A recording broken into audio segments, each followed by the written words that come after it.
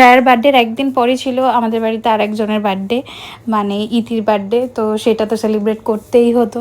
তো সন্ধ্যাবেলায় চলে গেছিলাম ওর জন্য কেক আনতে। তারপর রায়াদের বাড়িতেও যাওয়ার ছিল ওর গিফট আনবক্স করব বলে। তখন গিয়ে দেখি উনি বসে পড়েছে গিফট নিয়ে।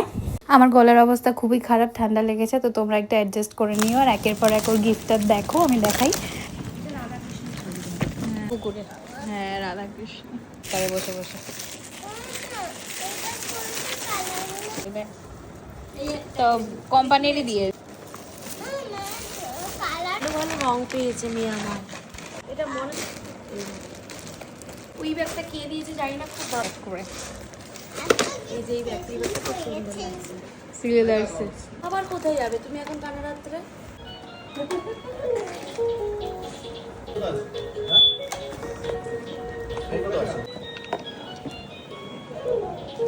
রাইস কুকারটা দাও না, একটা ভিডিও করি। এগুলো না অনেকদিন টেকে, আমারই তো রয়েছে। বেকার হয়ে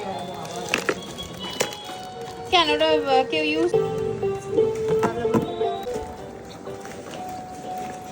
সব জায়গায় একবারে আমি গিফটগুলো সাজাতে পারিনি, অনেক গিফট ছিল, এর মধ্যে অনেক গিফট বাদ রয়েছে।